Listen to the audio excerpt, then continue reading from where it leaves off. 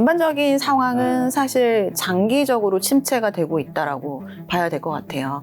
서울로 쏠리는 거는 지금 당연한 현상이고요. 지방에서는 지금 이미 인구 감소에 대한 거를 굉장히 체감을 하고 계세요. 초양극화 현상이 좀 심화되고 있는 상황이라고 볼 수 있습니다. 서울 부동산이나 전국적으로 더 크게 떨어지지는 않을 것 같습니다. 서울도 공급 때문에 올라갈 걸로 예상이 되고 지방도 점차적으로는 좀 이제 상승할 수 있는 쪽으로 갈 것 같습니다.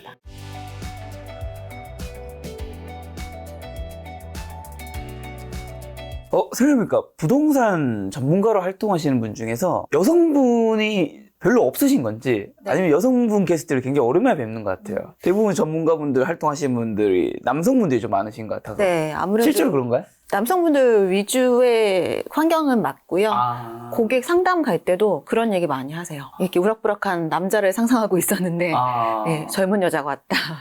이런 말씀 많이 하십니다. 알겠습니다. 또 저희 채널에서는 이제 위원님 처음 뵙고 부동산 시장 여쭤보려고 하는데 일단 올해 뭐 경기 안 좋다는 얘기 굉장히 많이 들리잖아요. 네. 2025년 벌써 5월이죠. 5월 말로 가고 있는데 부동산 시장에서 느낀 경기는 좀 어떤가요? 아무래도 저희 이제 고객들 상담할 때 네. 제일 먼저 일선에서 체감을 한다라고 생각하거든요. 네. 최근 들어서는 매수에 대한 문의도 많긴 하지만 가지고 있는 부동산들, 주택을 포함한 뭐 토지, 뭐 상업용 건물 이런 것들을 매각이 잘 안 된다. 좀 매물을 접수할 수 있냐 이런 문의가 부쩍 늘긴 했습니다. 자, 매수와 매물 둘 다 있다고 해주셨는데 그러면 매수는 어떤 쪽에 매물이 있다는 거고 매물은 좀 어떤 장르, 어떤 지역? 그 매수도 과거와는 좀 온도차가 네. 있는 게요. 제가 이제 상담 쪽을 일한 지도 10년이 넘었는데 지방에 가서 고객들 상담해보면 이제 지방 부동산에 대부분 집중이 되어 있으니까 일부를 타 지역으로 좀 하면 어떠냐 이렇게 질문을 여기서 드리면 타 지역이라면 수도권을 말하는 건가? 아니면 진짜 타 지역인 건가요? 그냥 뭐 예를 들어 울산이면 부산이든 서울이든 어쨌든 너무 집중되어 있으면 분산이 안 되니까 네네네. 그런 권유를 드리면은 굉장히 화내시는 분들도 있었거든요.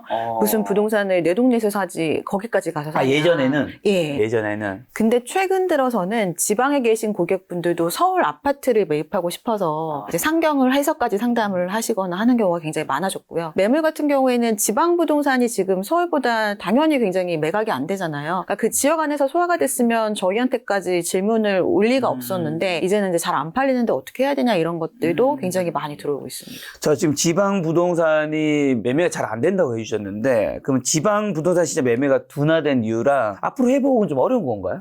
일단은 둔화된 이유는 대부분 뭐 인지하고 계시는 것처럼 아무래도 첫 번째는 거시적인 경제 요인이 있을 거고요. 그리고 이제 서울이나 수도권 같은 경우에는 이 지역 뿐만 아니라 전국에서의 이제 투자 수요들이 들어오고 있잖아요. 근데 지방은 실수요마저 부족한 상황이니까 이제 투자 수요가 있을 리가 없죠. 그래서 뭐 매물이 있는데 팔리지가 않으니까 계속 적체가 되고 있는 상황이고요. 이런 부분들은 사실 이제 경제가 좀 더 살아나서 활성화되거나 그리고 실수요를 넘어서서 투자 수요가 들어갈 수 있을 정도의 뭔가 호재가 있지 않는 이상은 사실 쉽지가 않을 것 같습니다. 지금 거시적 경제라면 우리나라 요즘 뉴스에서 많이 나오고 있는 경제 성장률이 계속 떨어지고 있다. 요걸 말씀하신지랑 플러스로 전국의 수요가 이제 서울로 몰린다고 해주셨는데 요 현상은 이제 요즘에 점차 계속 더 심해지고 있는 건가요? 어떤 특별한 사건 때문인 건가요?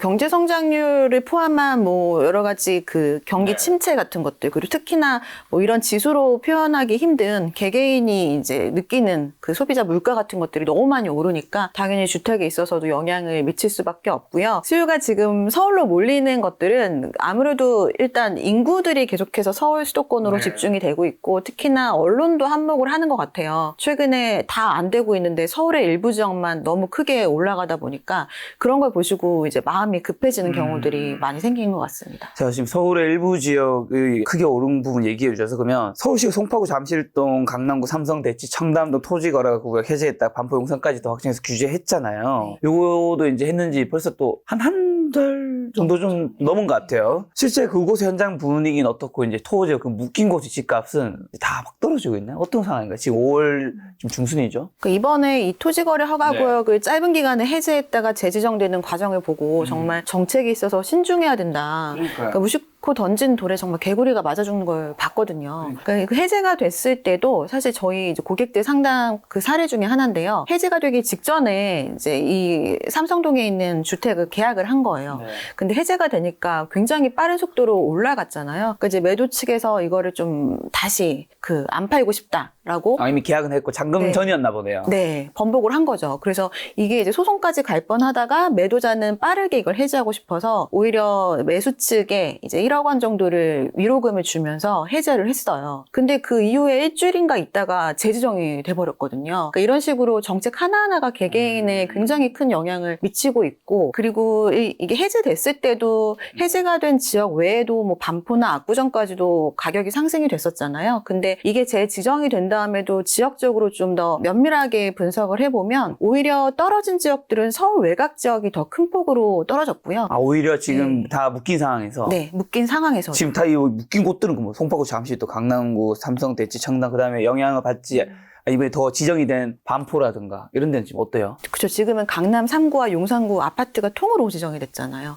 예, 근데 그럼 이제 실수요밖에 거래를 못하는 상황임에도 불구하고 당연히 거래량은 줄었지만 그 가운데서도 거래되는 건들은 호가로 거래가 되는 그 사례들이 나오고 있어서 오히려 외곽보다는 떨어지지 않고 있는 상황입니다. 호가로 거래된다라는 의미는 매도자 우위 시장이라는 건가요? 여전히 뭐 매도자 우위라고까지 할 수는 없겠지만 어쨌든 희소성이 매수도 희소성이 있겠지만 매물 자체도 희소성이 있는 거잖아요. 그러니까 이제 매수가 기다리던 매물이 나왔을 때는 굳이 그거를 저가로 뭐 사기보다는 매도자가 원하는 가격으로 거래가 되는 경우가 많고요. 거기 갖고 있는 이제 소유자들을 생각해 보면 사실 뭐 이렇게 해제가 지금 다시 취소가 되고 재지정이 됐다고 하더라도 일단 재지정 기간이 굉장히 짧거든요. 그래서 이것도 약간 정책적인 구멍일 수 있는데 계약을 함에 있어서 계약만 해놓고 잔금을 충분히 뒤로 해놓으면 지금도 사실 거래 자체가 안 되는 상황은 아니에요. 그때 다시 재지정이 유지가 될 수는 있긴 하겠지만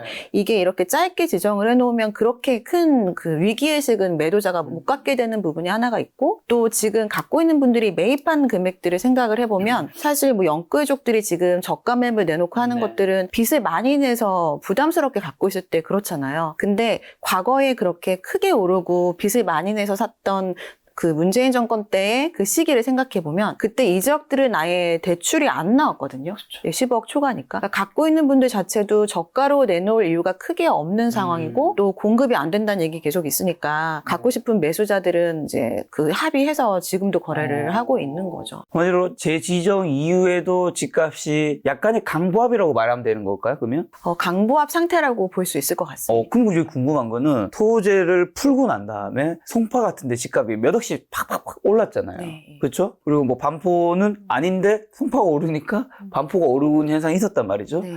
그러면 지정이 되면 떨어져야 되는 게 뭔가 상식적으로 맞는 것 같은데 왜 안 떨어지는 거죠? 그러니까 이게 예전에는 거래량 자체를 주택가격의 선제지표로 바꿨었거든요. 근데 이 부분들이 최근에는 좀 깨지고 있는 상황인 것 같습니다. 전국적으로 다 거래가 잘 되지 않는 상황에서 몇 개 지역들만 좀 거래가 활성화되거나 수요자들의 관심이 쏠리다 보니까 그 지금 지정이 된 지역들이 오히려 뭐 국내에서 가장 입지가 좋다라는 지역으로 일부 수요자들은 인식을 하고 있는 경우들도 국가에서 인정한 예. 거다 뭐 이런 느낌으로. 맞습니다. 그래서 굳이 거래량이 매물을 이제 감소시킬 만큼 많지 않더라도 한 건, 두 건이라도 호가로 거래가 된다면 그게 큰 폭으로 상승률로 찍히거든요. 근데 그런 것들이 또 언론에 크게 보도가 되니까 그거를 이제 정확하게 알지 못하는 수요자들은 굉장히 또 여기에 동요할 수밖에 없는 상황이고, 이런 게 반복되면서 초양극화 현상이 좀 심화되고 있는 상황이라고 볼 수 있습니다. 자, 그런 말씀해 주신 강남 3구나 용산구 이런 데가 사실은 똘똘한 한 채 도료 영상으로 많이 오른 건데 거기에 이제 용산뿐만 아니라 마포나 송동구도 좀 따라 붙는데 그럼 이런 똘똘한 한 채 도료 영상은 앞으로도 계속되는 건가요? 지금 여기를 좀 뜯어보면요. 지금이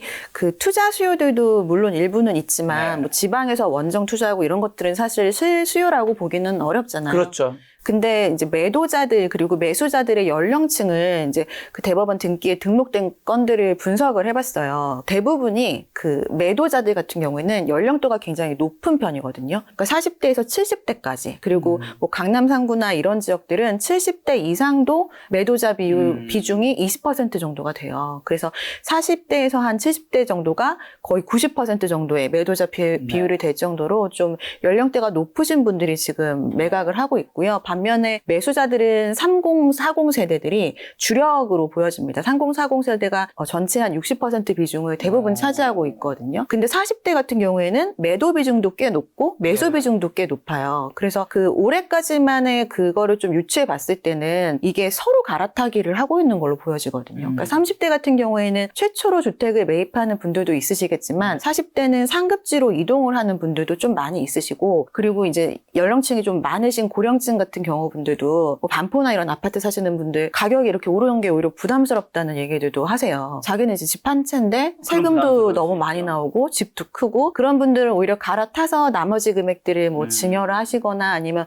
본인의 생활비로 사용하는 경우들도 있어서 이런 것들이 지금 실수요자들끼리 좀 갈아타는 뭐 고액 자산가 분들의 하나는 얘기긴 하지만 그런 현상들이 되고 있고, 이 과정에서 전국의 모든 국민들이 이 지역들이 이제 가장 입지가 좋은 지역이라고 인식을 하고 있기 때문에 이런 부분은 사실 정부에서 정책적인 개입이라기보다는 정부에서 다른 지역들이 고르게 발전할 수 있도록 정책적인 그런 개발 지원이 없다라고 한다면 지금 이 상태가 장기적으로 계속 고착화될 수밖에 없는 구조라고 보여집니다. 자, 그러면 똘똘 한 채를 포함한 수도권 전체로 봤을 때 올해 1월부터 이제 5월 중순 말이니까 4월까지 다 데이터가 나왔잖아요. 거의 다. 부동산 시장 집값 전반적인 상황은 좀 어떤가요? 사람들 그리고 요즘 심리는 어때요? 전반적인 상황은 사실 장기적으로 침체가 되고 있다라고 봐야 될 것 같아요.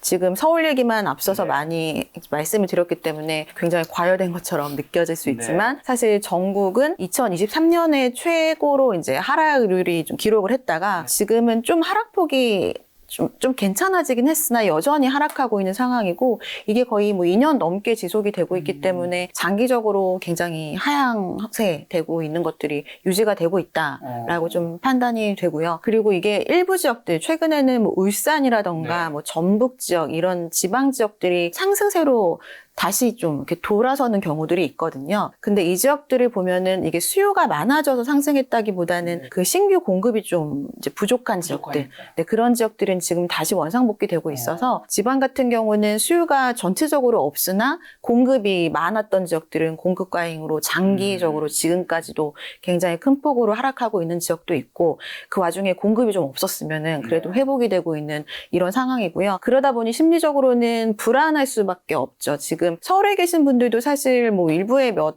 %를 제외하고는 집값이 너무 크게 올라가니까 약간의 그런 포모 현상이 있을 수밖에 없잖아요. 그 나만 지금 좀 이렇게 정체되어 있는 느낌들이 있고, 지방에 계신 분들은 좀 더한 상황입니다. 서울의 아파트를 지금이라도 사야 되지 않냐 이런 질문들도 많이 하시고 있는 상황이라서 전반적으로 안 좋은 상황에서 일부만 너무 이렇게 집중되게 과열이 되니까 오히려 심리적으로는 불안한 그런 상황인 것 그럼 같습니다. 서울의 그 상급지를 제외한 입지들은 전반적으로 약간의 하락인 거예요? 하락이라고 봐야 될 것 같아요. 작년에도 뭐 여름 정도에서 가을 직전까지 굉장히 뜨거웠는데 그때도 보면은 강남 3구 이제 마용성 소위 6개 지역들만 좀 과열이 됐었고, 그 이후에 나머지 외곽 지역들이 조금 따라가다가 멈추면서 다시 하락을 했거든요. 그래서 지금 뭐 장기적으로 상승한 적도 있긴 하나 대부분은 좀 이제 약보합 정도로 봐야 될 것 같습니다. 그럼 서울 아파트 지금 거래량 혹시 매물은요? 매물이요? 네, 거래량이랑 매물. 거래량 같은 경우도 작년 말에 한 3,000건 정도로 이제 그 마무리가 됐었는데 올해 토어제 이슈 때문에 단기간 동안은 6,000건 뭐 이렇게 월에 말씀하신 거죠? 올라간 적도 있긴 하나 최근에 다시 좀 하락을 해서 2,000~3,000건대 정도로 다시 좀 낮아진 상황이고요. 반면에 거래가 많이 됐던 때도 매물은 계속해서 좀 많아졌어요. 그래서 지금 이제 거래가 되면 될수록 매물이 줄어드는 게 아니라 이제 거래가 돼도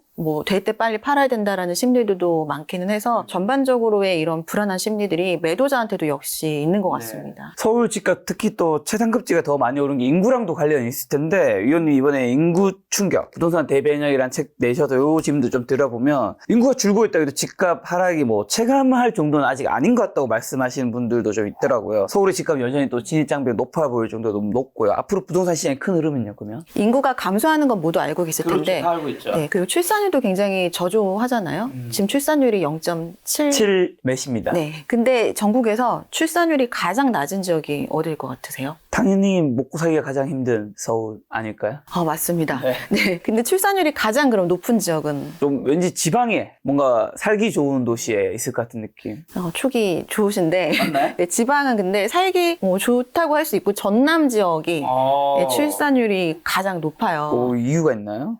특별한 이유를 뭐 지역적으로 찾지는 못했지만 전남이 주거 면적이 1인당 주거 면적도 가장 넓거든요. 그리고 근데 살기는 인프라 같은 것들을 다 종합해 보면은 세종시가 가장 밸런스가 좋아요.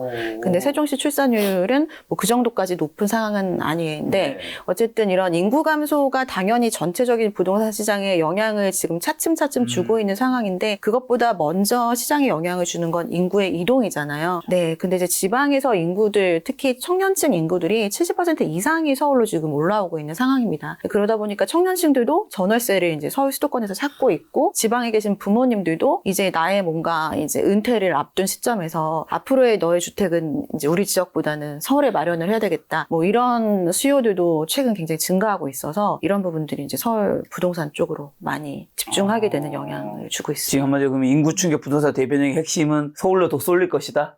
서울로 쏠리는 거는 지금 당연한 현상이고요. 지방에서는 지금 이미 인구 감소에 대한 거를 굉장히 체감을 하고 계세요. 매물을 내놔도 계속해서 몇 년 동안 안 팔리는 건 우리나라 자산 60% 이상이 부동산인데 그렇죠. 그 자산, 본인의 자산의 60% 이상의 가치를 잃게 되는 거나 다름이 없거든요. 그러니까 이미 지방에서는 시작이 됐고요. 지금 서울 부동산도 지금까지는 계속 올라가고 있지만 외곽 같은 경우에는 이미 조금씩 인식이 되고 있어서 이 책은 사실 그렇기 때문에 서울 부동산에 쏠린다라는 얘기를 하고 싶었던 건 아니고 사실 우리가 이런 거대한 물결을 뭔가 단기간에 바꾸거나 그거를 뭐 이렇게 부정할 수는 없잖아요. 그래서 이런 현상들은 받아들일 수밖에 없는데 이제 그렇기 때문에 지금 시점에선 부동산을 바라보는 시각을 바꿔야 되지 않나라는 좀 질문을 던진 책입니다. 어떤 시각을 어떻게 바꾼다는 거죠? 그러니까 수요자들 같은 경우는 사실 할 수 있는 게 많지 않죠. 본인의 자산을 좌지우지하는 거기 때문에 지금처럼 서울이나 이제 수도권 쪽으로 계속해서 관심을 가질 수밖에 없는 건 지극히 자연스러운 현상인데 이게 지금 우리나라가 또 세대 교체가 되고 있잖아요. 근데 과거와 달리 이제 최근에 뭐 MZ 세대도 이제는 좀 나이가 있으시지만 젊은 세대 같은 경우에는 그 부모님 세대와는 좀 더 다른 시각을 갖고 있거든요. 그러니까 당연히 일부는 자산으로서 뭐 투자 수단으로서의 부동산을 굉장히 좀 보고 있지만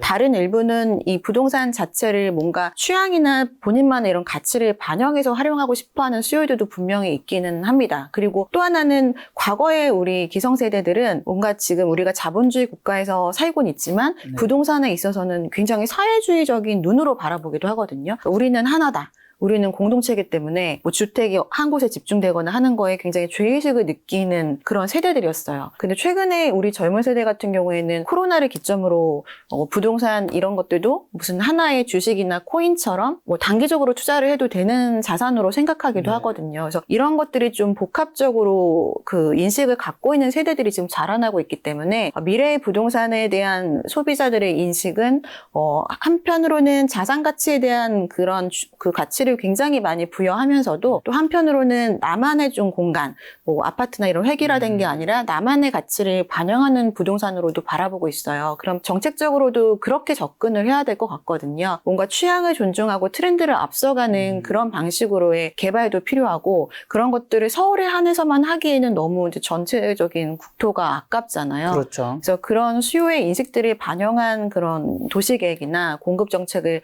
펼쳐야 되지 않을까라는 질문을 좀 하고 있습니다. 말씀하신 대로 갈수록 양극화는 심화되는 분위기인데 양극화와 인구 절벽 그러면 집값은 아까 좀 어느 정도 말씀해 주신 좀 더 구체적으로 어떤 관련이고 어떻게 영향을 미치는 거죠? 네, 양극화 같은 경우가 일어나는 이유 중에 하나가 그러니까 양극화가 지금 부동산뿐만 아니라 전체적인 전 분야에 있어서 다 일어나고 있잖아요. 근데 그 이면에 보면은 당연히 이제 인구 구조에 영향이 있는 거고 지금은 출산율이 너무 충격적으로 낮으니까 지금 전쟁 중인 우크라이나보다도 출산율이 낮은 상황이라고 하거든요. 근데 그렇다 보니까 이게 이제 저출산, 뭐 저출생에 더 이렇게 방점을 찍고는 있지만 이게 작년 12월 기점으로 또 초고령화 사회로 진입을 하게 됐잖아요. 그래서 앞으로는 저출산과 이제 고령화 사회에 대비한 여러 가지 주거 정책들로 좀 변화가 될 걸로 예상이 되는데 그 지금 과도기적인 상황에 있어서는 지금까지 모든 부동산이 다 올라가고 특히 주택 시장은 뭐 언젠간 우상향한다. 그러니까 아무데나 그렇죠. 지금 당장 사는 게 불패. 좋다. 네. 그냥 빨리 사는 게 이기는 거다. 이런 얘기들이 되게 많았는데 이제는 더 이상 모든 지역에 그게 통용하지 않는 시장이 되기 시작했다라고 보여집니다. 그러니까 인구 얘기를 하면요.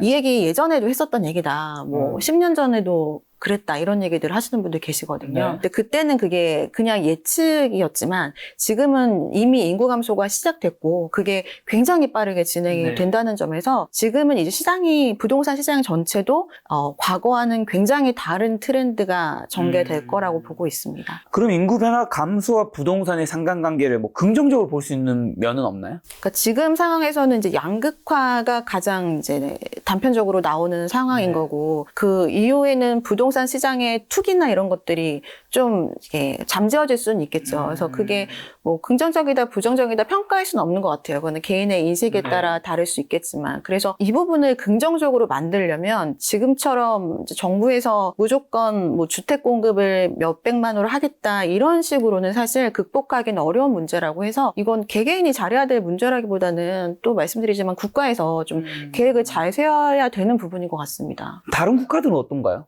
뭐 우리 선진국 같은 국가들은 그런 식으로 미국이나 이런 곳들은 잘해서 뭐 부동산 시장이 안정화되어 있나요? 미국이나 뭐 캐나다 그리고 뭐 네. 뉴질랜드 이런 지역 전부 다 주택 시장이 코로나 때 크게 올랐다가 많이 떨어지긴 했었어요. 네. 근데 지금 그 이후에 이제 국내 부동산 정책은 굉장히 완화를 빠르게 해서 그래도 올라가는 지역들이 있었던 거잖아요. 일부 지역들이. 근데 다른 국가들은 사실 정책적으로 이렇게 크게 개입하진 않습니다. 특히나 아까 토어제 얘기 나왔으니까 그거에 네. 대해 한번 말씀드리면 토어제 같은 경우에도 굉장히 찬반에 대한 의견이 갈리는 좀 이념적인 성격이 있는 그 제도잖아요. 근데 이게 사실 내가 내 토지를 개인한테 파는데 이거를 국가에서 허가를 해줘야 팔 수 있는 부분이잖아요. 국가에서 지정하고 이런 게 뭐 흔한 일이 아니라면서요? 그렇죠. 이게 외국인도 아니고 내국인한테 허가를 네. 받아야 되는 거니까. 그래서 그걸 좀 찾아봤는데 이제 충격적이게도 중국 말고는 그런 사례가 없더라고요. 그러니까 오히려 다른 선진국들은 이제 외국인한테 규제를 하는 경우는 와. 많이 있죠. 특히 중국인들이 막 이렇게 어느 국가를 가서 막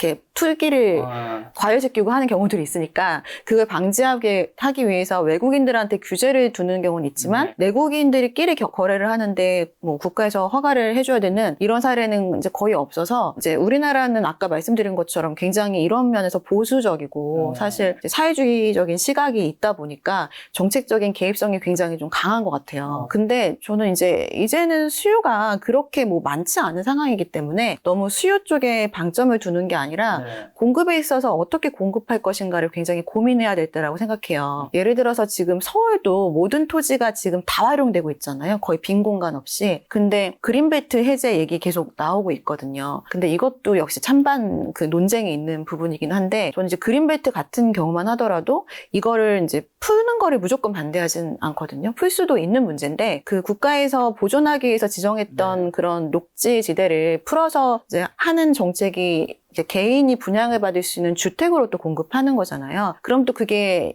굉장히 이렇게 콘크리트 벽이 쳐진 아파트가 될 텐데 그게 맞나라는 생각이 드는 거예요. 지금 일본이나 싱가포르로 많이 지금 도시계획이나 부동산 전공하시는 학생들이 견학을 가거든요. 근데 그 이유가 이제 많은 국가들은 기후변화나 이런 걸 우려해서 그런 대도시 안에서도 이제 녹지 공간과 같이 뭔가 어우러진 도시 경관을 만들면서 관광도시화 되고 있어요. 수도 같은 경우는. 근데 우리나라는 이 대한민국 수도 서울을 전체적으로 다 아파트로 만드는 그런 정책들만 쓰고 있기 때문에 뭐 그린벨트 하나를 풀더라도 아파트를 짓기보다는 뭔가 외국인들도 와서 즐기고 서울에 사는 사람들도 즐길 수 있는 뭐 공원이라던가 뭐 도서관과 어울려진 이런 복합 문화시설로 만들어야 되는 게 아닌가라는 생각을 갖고 있는 거죠. 그래서 점차적으로는 서울에 있는 아파트들 지금까지 너무 뭐 훌륭하게 잘 지은 것들도 많지만 사실 건축학적으로는 과거에 대규모 공급했던 것들은 너무 다 똑같이 지어져 있잖아요. 그렇죠. 그러니까 이거를 계속 유지하는 거는 좀 생각해 볼 문제라고 생각을 하고요. 뭐 주택들을 짓는다 하더라도 좀 특화된 것들을 이제 갖추고 또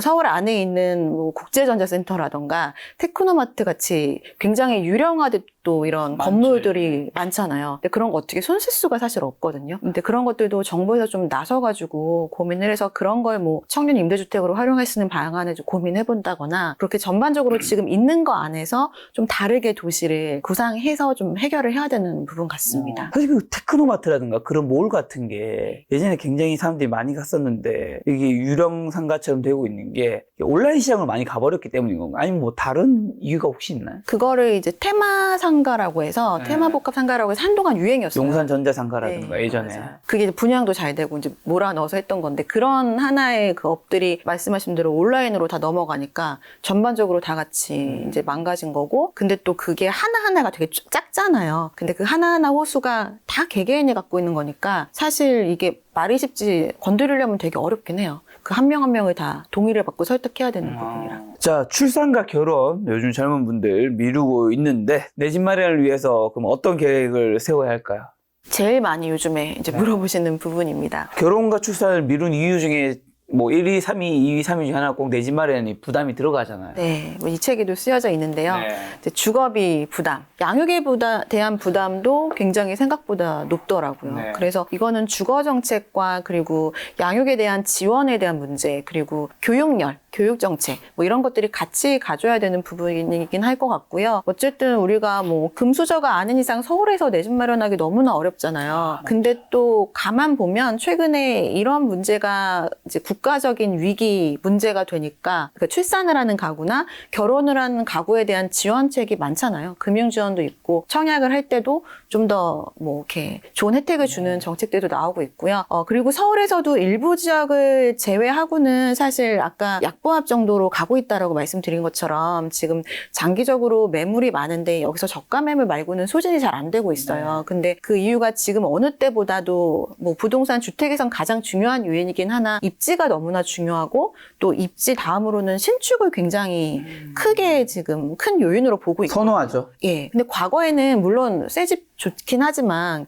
그게 이렇게까지 큰 요인은 아니긴 했어요. 요즘에 이 커뮤니티 때문인 건가요? 뭐 때문이죠? 공급 부족이 너무 이슈가 된 게 큰 것 같아요. 그리고 지금 공급 부족을 해결하는 게 사실 어렵잖아요. 이게 전체적인 비용이 다 늘어난 상황이라서 이것도 뭐 정부에서 아무리 지원을 해줘도 사실 단기간에 회복되기 어려운 부분이라서 서울은 지금 신축이 제일 신축이다. 뭐 이런 얘기가 많아서 그렇게 된 건데 사실 이게 뭐 장기적으로 계속해서 그렇다고 공급이 아예 안 되진 않을 거니까 지금처럼 신축이 너무 희소성이 두각이 됐다라는 거는 구축이 그만큼 저평가됐다라는 얘기이기도 하거든요. 그래서 지금 입지적인 거를 조금 더 멀리 보거나 또 신축을 좀 포기하면 그 안에서 저평가된 매물을 찾을 수가 있는 것 같습니다. 작년 초만 하더라도 검단 신도시 미분양 마피난 미분양 물건들이 굉장히 많았거든요. 근데 그런 것들을 좀 눈여겨보라라고 말씀을 드렸었는데 그게 한순간에 다 소진이 되면서 플러스로 전환이 되기도 했어요. 그러니까 서울과 그렇게 멀지 않고 교통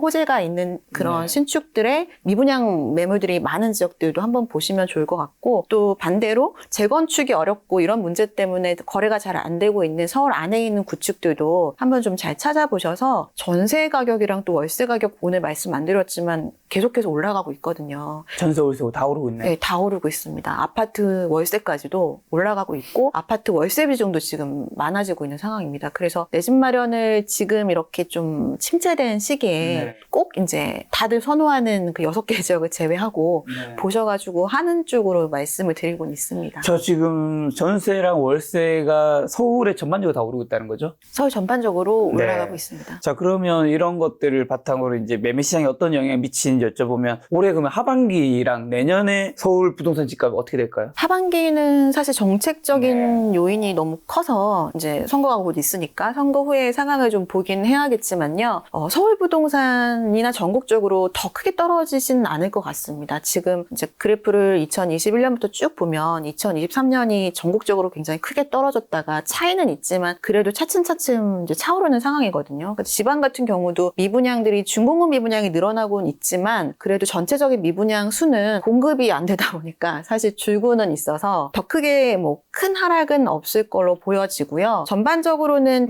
그 정부에서 좀 잘하면 점차적으로는 이제 좀 더 우상향할 수 있는 가능성이 더 높다라고 생각하고 있습니다. 자, 말씀하신 부동산 정책 그러면 사실 정권이 바뀌기 때문에 어떻게 될지 모르겠지만 앞으로 어떻게 하리라 보세요? 지금 사실은 뭐 될 가능성이 있는 후보는 딱 2명뿐인 거잖아요. 아, 그렇죠.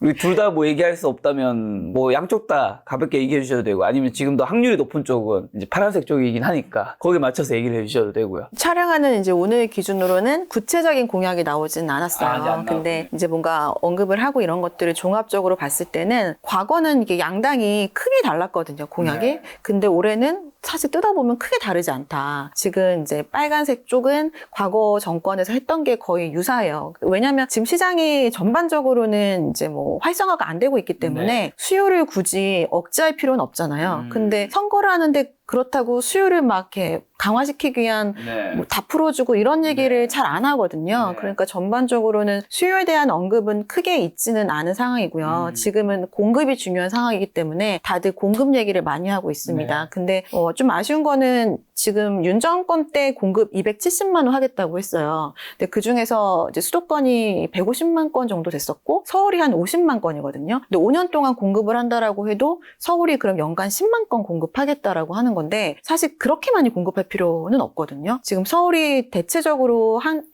연간 입주하는 물량이 한 5만 건 정도 돼요. 2000년 이후로는. 근데 거기에 거의 2배 가까이 되는 물량들을 뭐 이렇게 양쪽으로 승부를 보겠다라고 하는 거는 사실 지난 정권을 이렇게 비추어 봤을 때도 현실성이 떨어진다라는 걸 국민들이 알고 있습니다. 근데 마찬가지로 뭐 270만 호, 80만 호, 그 3기 신도시 플러스 뭐 4기 신도시 이렇게 계속 확대를 하는 이제 언급들이 나오곤 있는데 사실 국민들이 바라는 거는 그렇게 신도시를 늘리고 주택 공급을 많이 하기보다는 내가 이제 원하는 지역에 그래도 제대로 정말 눈으로 보일 수 있도록 공급을 가시화시켜달라는 요구들이 더 많습니다. 그래서 이제 어떻게 뭐 공급을 할 건지 그럼 그거 좀 들여다보면은 이게 다들 사업성이 안 나오기 때문에 지난 정권에서도 인허가까지만 되고 이게 착공으로 안 이어지는 거거든요. 그래서 그런 사업성을 극복하기 위해서 뭔가 좀 인센티브를 더 준다던가 뭐 이런 쪽으로 좀 더 얘기를 많이 하면 좋을 것 같고요. 어쨌든 공급에 대한 얘기가 지금 굉장히 좀 많긴 해서 만약에 새로운 정권이 뭐 어디가 됐던 들어서면은 공급을 빠르게 하기 위해서 움직일 걸로 보여지고요. 반면에 또 지방의 미분양들을 해결하기 위해서 또 다른 정책들이 나올 수 있을 것 같아요. 지금은 양극화가 뭐 국가의 하나의 좀 숙제긴 한데 이게 서울을 그렇다고 해서 뭐 더 나빠지게 할 수는 없잖아요. 그러면 지방에 있는 것들을 해결을 해야 되는 이 부분에 대한 정책들이 나올 것 같아서 지방 쪽에 세제 완화, 추가적인 세제 완화나 금융 지원 같은 것들, 금융위에서도 DSR을 3단계 할 때는 수도권과 지방의 차이를 두겠다 이렇게 언급한 바가 있는 것처럼 지방 쪽에 좀 활성화를 위해서 노력을 할 것 같긴 해서 서울도 그냥도도 공급 때문에 올라갈 걸로 예상이 되고 지방도 더 이상 뭐 큰 하락보다는 점차적으로는 좀 이제 상승할 수 있는 쪽으로 갈 것 같습니다. 공급 얘기 서울 같은 경우 2026년, 27년에 공급이 부족해 집값이 더 오른다고 하는데 어떻게 보시나요? 언제부터 공급 절벽 오는 거죠? 공급 절벽이 내년부터는 이제 본격적으로 오게 됩니다. 이제 공급 절벽을 뭐 지표를 어디에 두느냐에 따라 다른데 저는 그게 입주 물량을 봐야 된다고 생각하거든요. 지금 뭐 착공까지 안 가면 사실 그거는 뭐 어려운 거니까. 근데 입주 물량이 올해까지는 그래도 괜찮아요. 올해까지는 서울 같은 경우는 평년보다도 오히려 많은 물량이 입주가 되고 있는데 내년이 되면은 거의 이게 평년에 10년 평년에 한 20-30% 정도로 떨어지게 돼요. 근데 2027년이 되면은 2023년 정도에 이제 착공했던 것들이 입주가 될 텐데 2023년 때부터는 본격적으로 이게 착공으로 이어지지 않은 시기거든요. 그러니까 내년을 기점으로는 계속해서 이 정도 수준 이하로의 입주 물량이 예상이 돼서 이제 신축에 대한 공급이 부족합니다. 근데 이걸 우리가 너무 빠르게 이미 수요자들이 움직인 게 있는 것 같아요. 신축이 부족하다는 얘기를 벌써 한 2년 전부터 우리가 했던 것 같아요. 입주 물량은 예측이 되니까. 그래서 계속해서 지금까지 신축 뭐 이런 선호 현상이 굉장히 이미 우리가 다 하고 있는 부분이거든요. 근데 구축 매물은 사실 굉장히 많아요. 그래서 이거는 사실 생각의 차이 같아요. 이게 신축이 이렇게 부족한 거는 사실이긴 한데 여기에 대한 영향이 지금 이미 많이 받고 있기 때문에 저는 이제 내년 이상이 되면은 사실 이거 좀 더 받아들이지 않을까 오히려 지금까지 너무 신축만 선호했다면 신축이 이제 너무 비싸고 그리고 구축들도 다시 뭐 재건축이 어려우면 리모델링 얘기 같은 것들도 나올 수 있고 거주를 위해서 전셋값이 또 올라가고 있으니까 거주를 위해서는 구축들도 또 다시 눈을 돌릴 수 있잖아요. 그렇게 되면은 오히려 신축 선호 현상은 좀 이제 정점에서는 지나가지 않았나 생각 생각하고 있습니다. 그 말씀하신 공급 절벽으로 뭐 내년이나 그 이후에 집값이 폭등하고 이런 거는 아닌가요? 그게 이제 일부 지역은 또 그럴 수는 있긴 한데 굉장히 이거는 언론에서 좀 잘해야 된다고 생각해요. 지금 사실 집값에 가장 영향을 미치는 요인 중에 하나가 언론이거든요. 다 장기적인 이런 현상들은 이미 다 추세가 나와 있는데 어느 한 시점에 그거를 굉장히 많이 듣게 되면은 그걸로 인한 포모가 올 수밖에 없고 그게 이제 퍼드 현상이라고 해서 공포랑 뭐 불확실성, 의심이 드는 이런 것들 때문에 또 다른 불안이 온다라고 하거든요. 그래서 사실 이게 크게 부각되지 않는 이상은 뭐 지금 굉장히 영향을 많이 받고 있기 때문에 더 이상의 여기서 확산되는 영향은 좀 덜할 거라고 생각하고 있습니다. 근데 말씀해 주신 대로 사람들이 신축 요즘 되게 좋아하니까요. 미래 가치가 보장되는 신축 아파트 좀 구별하는 방법은 뭘까요? 결국 미래 가치 보장된다는 건 미래에 더 오르는 거겠죠. 많은 분들이 생각하시는 건. 미래의 가치가 보장된 신축은 이미 다들 알고 계셔서 다들 이제 발빠르게 움직이고 있는 상황이긴 합니다. 이미 뭐 눈에 확실하게 보이는 반포가 대표적으로 그런 지역이죠. 강남 3구 중에서 반포 쪽이 가장 재건축이 빨랐어요. 그리고 이게 뭐 하나는 단지가 아니라 대규모로 많은 단지들이 한강변을 중심으로 쫙 이제 펼쳐지다 보니까 그쪽으로는 뭐 거의 뭐 70억, 80억 국평이 이렇게 거래가 되고 있는 상황까지 오고 있잖아요. 근데 국평 70억은 되게 일부 아파트의 일부 RR동 아닌가요? 일부긴 하죠. 네, 일부입니다. 그래서 매물을 보면은 그게 50억 정도부터 뭐 70억, 80억까지 쭉 있기는 해요. 그렇지만 이제 평당 뭐 2억 원 이상이 된 이제 최초의 지역이 이제 된 거고요. 레미안 온베일 같은 곳. 그쵸. 예. 그리고 그 다음으로 이제 압구정, 뭐 현대 이런 곳들이 반포 다음으로 그렇게 갑자기 크게 호가로 올라서 거래가 되는 지역이잖아요. 거기는 이제 좀 속도가 빠르게 나고 있기 때문에 곧 신축이 될 거고 압구정의 특징이 압구정동 전체가 한강 뷰가 되거든요. 그래서 이제 거기가 다 같이 되면은 대한민국에서 가장 좋은 입지다라고 해서 이제 많이 거래들을 하고 있는데 사실 그 두 개 지역은 뭐 누구나 제가 굳이 말 안 해도 알 수 있는 지역이고 그거를 빼고 말씀을 드리라고 하면은 가끔 그런 데가 있더라고요. 뭐 용산 같은 데도 그 한강변 라인 쪽으로 지금 재건축이나 이런 걸 앞두고 있는 노후된 단지들이 있어요. 근데 그 중간중간에 좀 단지 수가 적은 아파트들이 끼어 있거든요. 그런 가격이 갑자기 20억 이하로 떨어진 가격들로 되어 있는 곳들이 있어요. 그래서 그런 데들은 아마 리모델링 이슈 같은 것들이 있을 수는 있어서 굳이 뭐 조금 틈새를 찾으라면 그런 쪽을 보시는 게 좋을 것 같습니다. 혹시 올해 하반기에 내년에 시세차익 기대할 수 있는 청약 좀 있을까요? 그것도 사실 다 양극화가 되고 있어서 계속 양극화 말씀만 드리게 되는데 이것도 듣기 불편하셔도 이게 구조상 그럴 수밖에 없어요. 지금 분양가가 다 높잖아요. 분양가가 높은 이유가 토지비 플러스 건축비로 이게 분양가가 산정이 되는데 땅값도 사실 이제 과거 코로나 시절에 많이 올라가 있는 상태고 거기서 많이 떨어지지 않았고 건축비가 크게 올라갔잖아요. 건축비가 거의 뭐 두세 배 올라간 상황인데 건축비는 전국이 똑같이 올라갔으니까 이거 두 개를 합해서도 그 분양가가 당연히 높아지는데 그렇게 됐을 때 사업성이 나온다라는 건 그 가격에 살 사람이 있는 지역이 사업성이 나오는 거잖아요. 그래서 그 지역들만 지금 청약의 기회가 많은 거죠. 근데 하필 또 그 지역들이 지금 분양가 상한제 남아있는 지역이잖아요. 마찬가지로 뭐 토지랑 거의 똑같네요. 뭐 강남 3구랑 용산 3구만 남아있어서 분양가가 전체 그 시세보다 낮게 지금 분양이 되고 있는 지역이라 이제 그 지역들이 뭐 당연히 차익이 있을 곳으로 분류가 될 수 있고요. 그리고 또 하나는 지금 제대로 된 분양가로는 사실 조금 애매한 금액이에요. 지금 시세랑 비교했을 때는 굳이 이거를 청약을 해야 되나라는 고민이 되게 되는 지역이거든요. 그래서 지금은 분양가 상한제 지역이랑 이제 공공분양하는 지역들, 뭐 3기 신도시 같은 지역들 위주로 보시는 게 확실하긴 하고요. 그 외의 지역들은 정말 제가 봐도 시세보다 조금 뭐 저렴하거나 거의 유사하거나 이런 형태예요. 그럼 사실 그 지역 안에 있는 대단지 구축이랑 비교해서 구축을 사는 게 나을 때도 있거든요. 그래서 그건 좀 개별적으로 보셔야 될 것 같습니다. 자, 근데 요즘에 그럼에도 불구하고 주택가격이 너무 비싼 거 아니냐? 우리 소득으로 감당할 수 있는 가격인가에 대한 이야기 여전히 많은데 뭐 전국을 다 할 수는 없으니까요. 서울 집값 비싼가요? 안 비싼가요? 어떻게 보시세요? 서울 집값을 비싸다고 생각하면 비싸고 뭐 그거는 이제 어떤 거에 기준을 두느냐의 문제인데 사실 이게 그 지역 안에 사는 사람들의 소득으로 이제 주택을 구매할 수 있는지를 보는 게 PIR이잖아요. 그렇죠. 근데 이게 뭐 지금 기간에 따라 좀 다르지만 보통 한 17년 이상 정도가 나오거든요. 그리고 이제 아까 말씀하신 반포나 이런 것들은 그 이상 수십 년 동안 뭐 4, 50년을 모아야 살 수 있는 금액대가 되기 때문에 소득 기준으로는 당연히 주택 가격 비싸다라고 생각이 될 수밖에 없습니다. 네. 그렇지만 서울의 좀 특징적인 부분이 이제는 있잖아요. 그래서 이게 불편하지만 인정할 거는 인정해야 된다라고 말씀을 또 드리고 네. 좀 시작을 하자면 이게 그런 일부 지역의 아파트들은 더 이상은 이게 실제 내가 이거를 거주하기 위한 그런 가치나 아니면 투자하기 위한 투자 가치를 좀 떠나서 좀 다른 얘기로 상징적인 그런 가치를 부여하는 주택이 있게 된 것 같아요. 그러니까 이게 얼마든 나중에 떨어져도 상관없이 내가 그냥 여기 무조건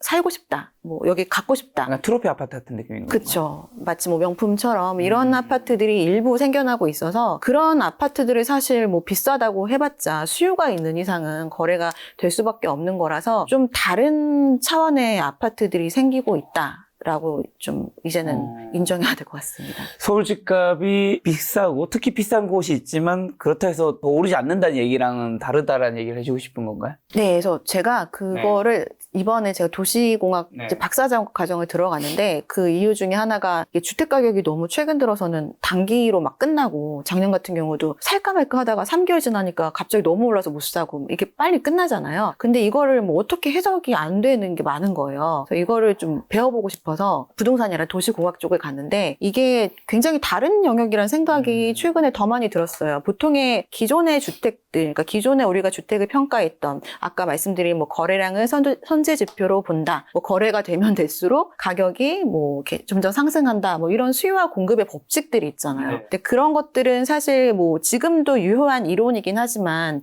이 이론에서 설명할 수 없는 그런 시장이 생겨나고 있는 것 같고요. 이런 것들은 오히려 이런 통계학적인 기존의 이런 방식보다는 뭔가 심리적인 부분들을 대입해서 분석을 해야 되는 그런 좀 시장이 발생하고 있는 것 같습니다. 그게 약간 명품이랑 좀 비슷하다고 볼 수 있는 거고 예를 들면 우리가 알고 있는 뭐 샤넬, 디올 막 같은 이런 명품들이 우리 모두가 비싸다고 생각한단 말이죠. 네. 근데 계속 가격을 올려요. 근데 사람들 또 사. 그걸 사면서 안 비싸다고 생각하진 않을 것 같거든요. 그쵸. 비싸다고 생각하지만 뭐 보여주기 위한 건지 뭔지 모르겠지만 어쨌든 계속해서 한국 사람들이 특히 많이 사잖아요. 그러니까 뭐 샤넬이나 이런 데서도 뭐 1년에 몇 번씩 가격을 올릴 수 있는 거겠죠. 네. 약간 좀 서울 집값이 오르고 있는 거랑 비슷하다고 볼 수 있는 게 있을까? 혹시 일부 트로피 아파트? 그 일부 트로피 아파트가 아까 지적해 주신 것처럼 반포, 원베일리, 국평이 다 80억이 아니잖아요. 그 중에서도 구조가 이제 특출나고 뷰가 뭐 파노라마 뷰 이런 것들의 일부가 매물이 잘 안 나오잖아요. 굉장히 그 매물 처음부터 공급한 매물 자체가 굉장히 적은데 보통은 거기 살면 만족도가 높겠죠. 뭐 고층에 다 보이고 막 또 가격도 계속 올라가고 있고. 근데 그렇기 때문에 파는 사람이 굉장히 제한적이라서 그런 걸 갖고 싶었던 자산가들이 굳이 이제 거의 명품 시장이랑 유사하긴 하지만 사실 명품은 비싸긴 하지만 그래도 좀 더 수요가 많은데 이런 아파트 같은 경우에는 그렇게 수요가 많진 않지만 그런 일부 이제 성공하거나 뭐 이러신 분들이 가격에 상관없이 지불한다라는 거는 좀 유사할 수 있을 것 같습니다. 자, 이 책에서 나오는 시대가 변해도 불변하는 부동산 불변의 원칙 같은 거 있을까요? 부동산 불변의 원칙을 제가 거기에 이제 입지에 대한 얘기를 좀 많이 쓰긴 했는데요. 좀 뻔한 얘기처럼 들리긴 하지만 좀 정책적인 얘기를 많이 담았어요. 트럼프 대통령도 과거에 부동산 개발하던 시절에 로케이션 이 얘기를 굉장히 많이 하셨거든요. 그러니까 입지가 당연히 부동산에선 가장 중요합니다. 그렇기 때문에 뭐 한강뷰 되는 곳 그리고 뭐 세종시 이렇게 뭔가 상징적인 의미가 부여되면 굉장히 거기가 계속해서 수요가 늘어날 수 있잖아요. 당연히 입지가 중요한데 입지가 좋은 데는 이제 누구나 다 알아요. 정말 대한민국 모든 사람이. 근데 다 갖고 싶어 하고. 근데 이제 그게 아직 확실하지 않은 장차 입지가 좋아질 지역들이 있어요. 물리적인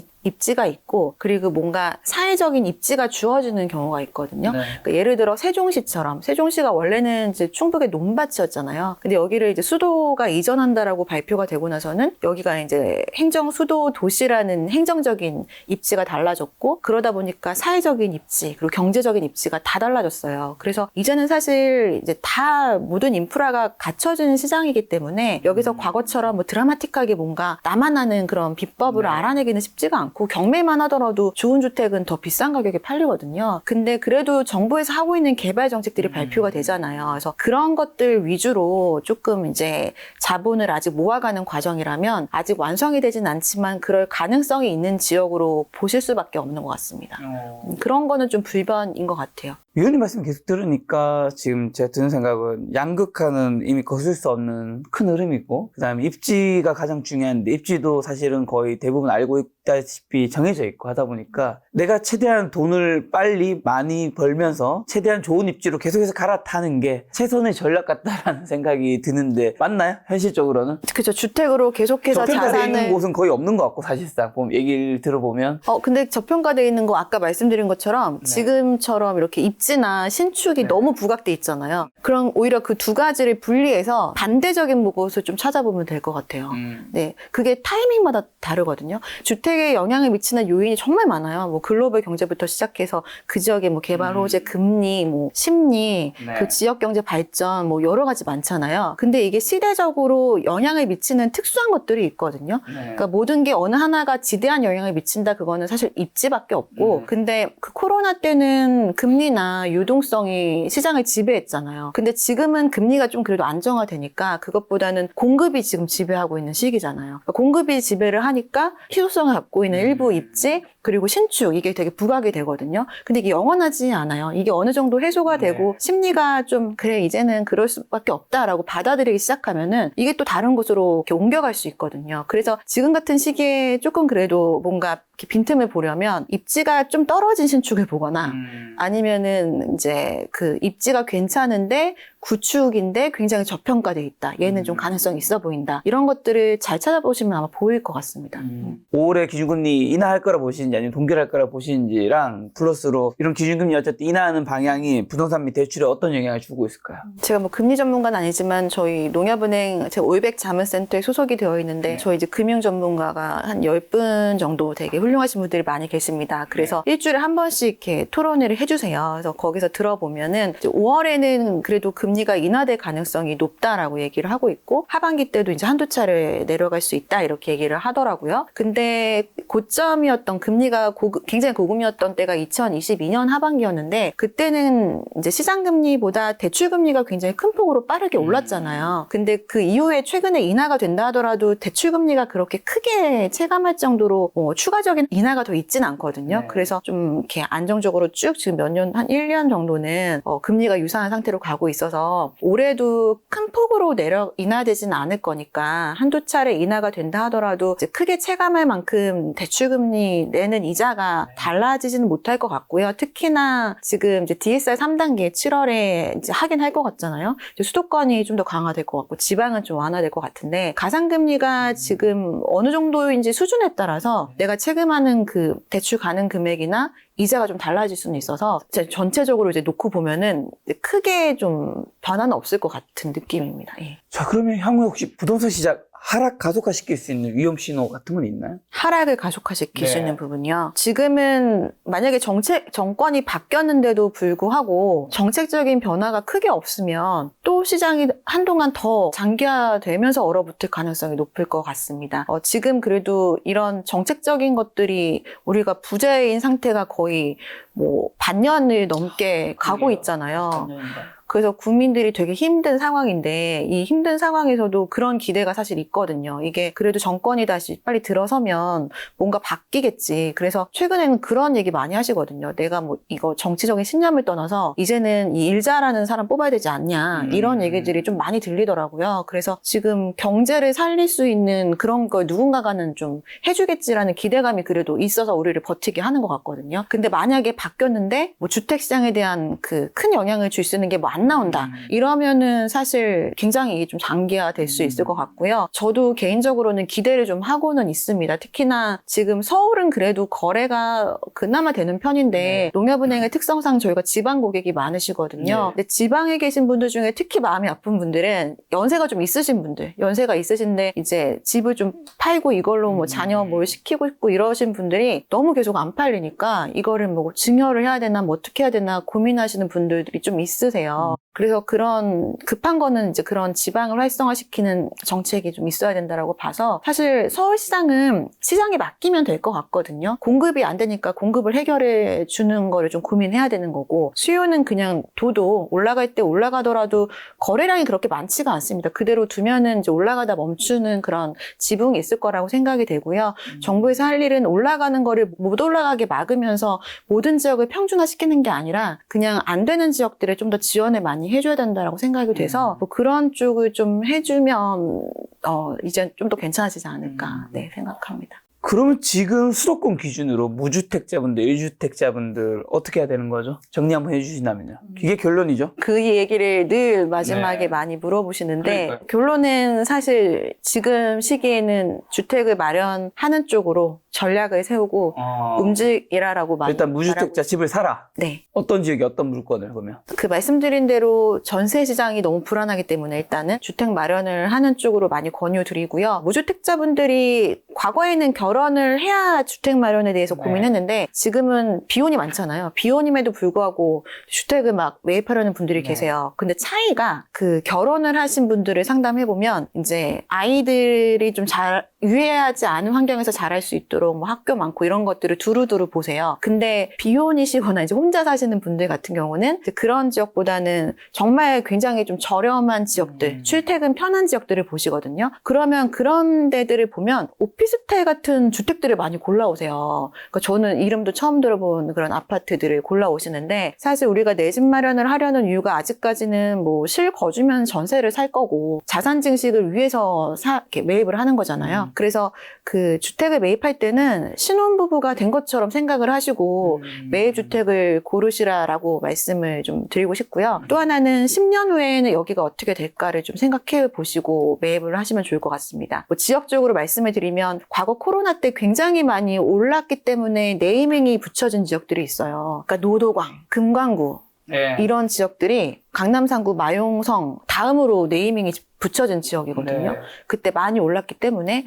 근데 그런 데들을 좀 보시는 게 좋을 것 같아요. 지금은 굉장히 많이 떨어졌고 전체적으로도 하락폭도 큰 편이에요. 가장 외곽이니까. 근데 시장은 이제 돌고 도는 거고 그 지역들이 올라갔던 이유들이 재정비에 대한 호재 때문이거든요. 근데 그 노원구, 뭐 도봉구 이런 데들은 아파트 비중이 가장 높은 지역 중에 하나니까. 근데 그게 지금은 기대감이 없으니까 이게 굉장히 크게 하락이 됐어요. 근데 거기가 아파트가 비중이 많다라는 거는 인프라가 되게 잘 갖춰져 있는 거예요. 왜냐하면은 아파트를 우리는 먼저 짓고 이제 전쟁 이후 60년, 70년대 이때 그 이후에 학교도 짓고 뭐 지하철도 만들고 했기 때문에 가서 보면은 인프라는 되게 잘 돼 있어요. 근데 주택만 되게 노후화되어 있는 경우들이 많거든요. 근데 재건축에 대한 부분들은 정권에서 해결을 그래도 해주리라고 믿습니다. 거기를 뭔가 이제 설계 같은 거나 짓는 방식을 달리 하든 뭔가 다른 방법을 생각해서 노후화된 이런 재정비 사업들을 활성화할 수 있는 시기가 분명히 올 거기 때문에 그런 인프라 위주로 보시면 좋을 것 같아요. 예전에 그리고 많이 수요자들이 봤던 지역들, 그러니까 아무도 안 봐서 계속 장기적으로 쭉 뭐 평온했던 지역보다는 그래도 많이 오르락 내리락 했기 때문에 지금 더 힘든 지역이 나중에 또 시장이 다르게 변했을 때는 가능성도 있을 거라고 생각됩니다. 1주택자는 갈아타야 되나요? 여건이 되시면 갈아타는 거를 추천을 드려요. 근데 그건 너무 개별적으로 달라서 갈아타시려는 문의들 굉장히 많이 하세요. 근데 저희 임직원들도 그런 상담 요즘 많이 하는데 실제로 팔리는 경우가 거의 없어요. 거의 한 10% 있나? 근데 만약에 내가 이제 팔 수 있는 정도의 입지이고, 그러니까 팔 수 있다라는 거는 가격을 그래도 자기가 어느 정도 수용할 수 있는 금액 조정하면 팔 수 있는 지역들이라면은 이제 입지가 좀 더 좋거나 이런 쪽으로 갈아타기에는 좋습니다. 왜냐하면 이제 매물 자체가 기회가 있기 때문에 그렇습니다. 자, NH 이제 농협에 계시니까 아까 전에 지방의 상담도 많다고 하셔서 5대 강력시만 뭐 한 주 평으로 좀 점검 좀 해주신다면 지금 상황 앞으로 좀 올해 하반기 내년 어떻게 될지. 부산은요? 부산도 점차 회복되고는 있습니다. 부산의 문제는 부산을 일단 한마디로 이제 설명드리면 앞으로는 좀 더 좋아지라고 기대가 되지만 일부 지역에 한한다라고 여기도 말씀을 드려야 될 것 같습니다. 왜냐하면 이제 광역시 중에서 부산이 사실 제2의 수도인 지역인데 그렇죠. 지금까지도 근데 인구 감소나 고령화가 가장 빨라요. 그리고 재건축 재정비 대상지 물건이 제일 많고요. 왜냐하면 뭐 오래된 도시이기 때문에. 근데 마찬가지로 이제 서울의 외곽 같은 숙제가 있는 거죠. 인구는 계속 줄고 있는데 노후화된 주택들은 해결이 안 되고 있으니까 도시도 늙어가고 이제 인구도 늙어가고 있는 상황이거든요. 근데 그 와중에 투자 수요가 있는 몇 개의 지역들이 있어요. 외지에서 다 보고 있는 지역들, 뭐 해운대라던가 수영구, 뭐 일부 지역들 같은 경우에는 먼저 살아날 수 있는 또 지역들이 있긴 하거든요. 근데 여기도 이제 그 와중에 공급이 많았기 때문에 많이 침체가 됐었는데 이제는 그 저점은 좀 찍은 것 같고 앞으로는 좀 더 좋아질 수는 있어서 그 안에 살고 계시는 뭐 투자를 하라는 말씀을 드리기는 지금은 좀 너무 성급하고 그 안에 실거주 목적으로 보시는 분들은 지금 뭐 신축 위주로 좀 마이너스 피 나거나 아니면 입지 괜찮은데 최고가 대비 굉장히 많이 떨어져 있는 지역들은 좀 보셔도 괜찮을 것 같습니다. 근데 몇 년 전만 해도 부산이 어쨌든 탑2 네. 한국의 탑2 도시고 서울에 있는 분들도 그래도 부산에 집 하나 정도는 뭐 해운대나 수영구에 있어야지 했는데 요즘엔 그런 인식 자체가 제가 들어보지도 못한 것 같아요. 맞아요. 뭔가 옛날에 투탑이었으면 이번에는 너무 확실한 원탑에 그냥 투 자체가 없어진 느낌 맞나요? 맞습니다. 왜 그런 거죠? 일단 부산이 제2의 도시니까 부산 주변에 굉장히 도시들이 많잖아요. 일단 울산은 같은 광역시지만 울산 있고 뭐 경남 쪽에 창원이나 바로 위에 대구도 구미는 있고. 네, 그러니까 그 경상권 부울경이라고 해서 네. 뭐 부산, 울산, 경남권이 이제 하나의 수도권으로 묶여져 있었어요. 네. 그래서 뭐 예전에는 창원에서 공부했던 애가 공부 잘하면 서울까지 안 보내고 부산으로 보내는 경우들도 많았거든요. 근데 이제는 그런 게 다 없어지고 무조건 서울 쪽으로 이동을 하는 그런 수요들이 많아졌고 또 부산 주변에 있는 그 지역들 자체가 굉장히 좀 그래도 자산가들이 많이 사는 지역이었거든요. 네. 거기에 대부분의 1차 산업, 2차 산업들이 다 유치가 되어 있었고 그러다 보니까 그 기업들의 1차 밴더, 2차 밴더, 3차 밴더까지 그걸로 인해서 먹고 사는 그런 기업가분들이 굉장히 성공하신 분들 많으셨는데 그 산업 자체가 지금 굉장히 약화가 되니까 주변의 소득들 그리고 인구 이동 이런 게 굉장히 많아진 거죠. 지금 소득과 일자리들이 예, 그게 기본적인 요인이고 그러니까 부산으로 인구 이동이 없고 서울 쪽으로 오히려 인구가 유출되는 현상 때문에 좀 가파르게 안 좋아지고 있어요. 자 울산은요? 그 울산은 대표적인 공업 도시잖아요. 그래서 지역도 적고 광역시 중에서 거의 유일하게 지하철도 없고 네. 그런 지역이긴 하나 그 지역 자체의 그 GDP가 굉장히 높은 지역이잖아요. 서울 다음으로 높았던 적도 있을 정도로 굉장히 고소득 지역인데 네. 그것도 지금은 굉장히 약화가 되고 있는 상황이고 인구 유출도 많기 때문에 네. 거기도 이제 전반적으로는 조금씩 지역의 자체, 산업 자체나 소득 자체, 기반 자체가 약화되고는 있지만 아이러니하게도 아까 중간에 좀 말씀드린 것처럼 신축 공급이 없어요. 그래서 거기도 대상 아파트가 몇 개 있거든요. 뭐 아이파크나 뭐 이런 데들. 그러니까 그 지역들 위주로는 지금 가격이 많이 올라가고 있는 상황입니다. 자, 제 고향이죠. 대구는요. 저 초등학교, 중학교, 고등학교, 대학교 다 여기서 나왔습니다. 아, 진짜요? 더 잘하시겠네요. 네, 지금 뭐 굉장히 안 좋다는 건 알고 있습니다. 네. 대구는 그 광역시 중에서 좀 그 산업 자체가 딱히 무슨 산업이 있다라고 말하기가 좀 애매해요. 있긴 하죠. 잘 안 될 뿐입니다. 섬유 산업이라고. 아, 그쵸. 근데 가서 보면은 자산가분들이 네. 대부분 뭐 병원을 하시거나 뭐 이러신 분들이 더 많거든요. 그러니까 사업하시는 분보다 전문직 기반으로 좀 그러다 더. 보니까 규모가 클 수가 없고 일자리도 네. 뭐 소득도 전반적으로 높을 수가 없겠죠. 네. 그래서 부동산에 굉장히 관심이 많아요. 그 지역의 특징이. 그래서 다른 어떤 지역보다도 좀 더 발빠르게 움직이시고, 뭐 서울 부동산 쪽도 먼저 보시고, 네. 제가 체감하기에는 그런 지역이 대구거든요. 그러니까 이제 건설사들도 그렇게 좀 이제 수요 자체가 늘 있는 지역이기 때문에 그래서 공급이 과잉됐던 것 같아요. 시장이 좋을 때, 건설사도 검토를 하는 지역이 그렇게 반응 없는 지역보다는 뭐 서울 그리고 부산, 대구 이렇게 보거든요. 그래서 그게 대구 쪽에 공급이 너무 많다 보니까 그게 지금까지도 소화가 안 되는 상황이고 지금까지도 하락이 되고 있는 뭐 그런 상황이라고 볼 수 있는데 하나의 조금의 가능성은 대구에 또 이렇다 할 그 신축 대장 아파트가 없거든요. 그러니까 주택이 그게 아파트가 굉장히 업그레이드 된 지가 오래됐다 이렇게 말씀드릴 수 있을 것 같아요. 수성구 이런 지역은 서울의 강남 못지않게 그런 수요들 뭐 일부의 수요들이 네. 있는 지역이고 범호동 쪽에. 네, 맞습니다. 근데 그 지역에 그렇게 이렇다 할 신축이 분양된 지가 좀 오래돼서 그런 하이엔드급의 주택 시장이 아직 아직까지는 좀 형성이 안 돼 있는 부분들이 뭐 건설사 입장에서는 기회라고 볼 수도 있는 부분일 것 같습니다.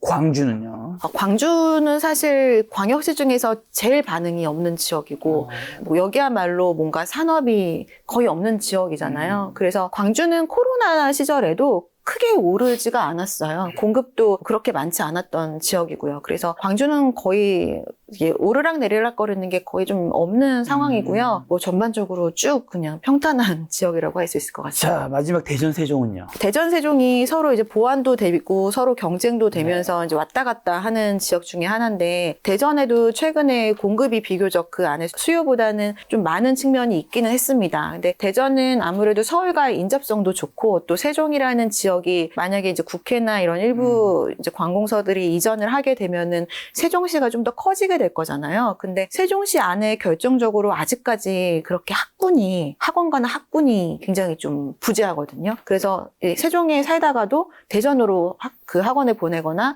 아니면 대전 쪽으로 이주를 하시는 분들도 생기고 있어서 세종의 그런 긍정적인 영향을 오히려 받고 있는 지역 중에 하나예요. 그래서 대전도 좀 많이 빠졌었는데 세종이 최근에 굉장히 이런 선거적인 이슈 때문에 크게 관심을 많이 받고 있잖아요. 대전은 좀 회복될 가능성이 많아 보이는 지역 중에 하나인 것 같습니다. 제가 이제 지방을 좀 점검해봤는데, 저는 지방에서 살았다 보니까 늘 주변한테 말하는 게, 이거 뭐 당연히 이제 전국적으로는 지방 부동산도 살아나고 해야 되지만 개인의 입장에서 또 할 수 있는 말은 또 다르잖아요. 가급적 서울에 집을 사라. 그 이유가 서울 집값이 오른다 이런 걸 떠나서, 저는 이제 초, 중, 고, 대학교를 대구에 살다 보니까 부모님이 대구에 있어요.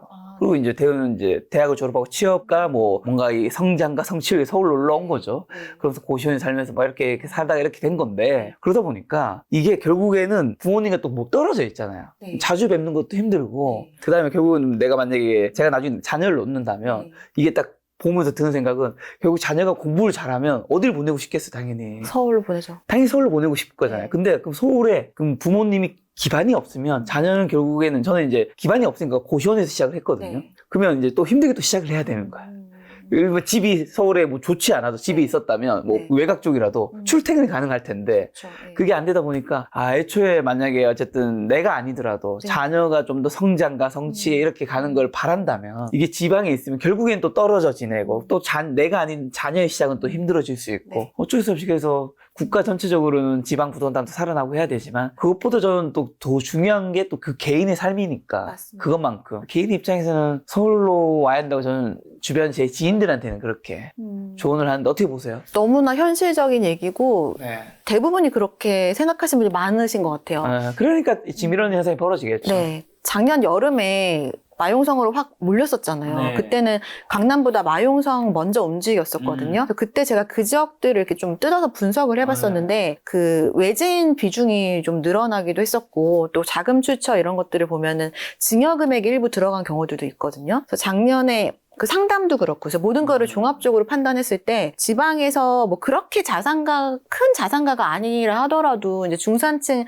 이상 정도 되시는 분들이 자녀 결혼 자금을 조금이라도 하면서 설계를 해주시고 싶으신 거예요. 또 이제 작년이 이제 60년대생들 그리고 58년 이렇게 좀 이런 분들이 이제 은퇴하기 시작하시면서 이제 그런 은퇴 상담이 부쩍 늘었었거든요. 그래서 이 3040 세대들이 본인 돈만으로는 거기를 못 사지만, 말씀하신 대로 내 자녀만큼은 그래도 서울에 번듯한 집 사는데 좀 보탬이 되고 싶다, 이런 분들이 증여금이 또 결혼하면 1억 더 주게 됐으니까 1억 5천, 1억 5천 주고 또 차입하고 이렇게 하면 얼추 금액이 맞더라고요. 그래서 그런 생각하시는 분들이, 미리 움직이시는 분들이 시장에 나타나고 있는 것 같아요. 그래서 개인적으로는 저도 그 어쩔 수 없이 그렇게 판단할 수밖에 없어요. 그렇죠. 이게 또 내 자녀 일이고 하다면 좀 달라지겠죠. 자, 지금도 유튜브에서도 그렇고, 이제 아까 이제 위원님께서 말씀하셨다시피 지금의 부동산 시장의 가격을 결정하는 것 중에 하나가 언론의 역할이 되게 중요하다 말씀해 주셨는데, 언론에서도 기사가 많이 쏟아지고 있고, 유튜브에서도 자극적인 썸네일이 쏟아지고 있습니다. 지금 부동산 시장과 관련해서 속지 말아야 하는 거, 가짜 신호, 뭐 어떤 것도 있다고 보시면, 당연히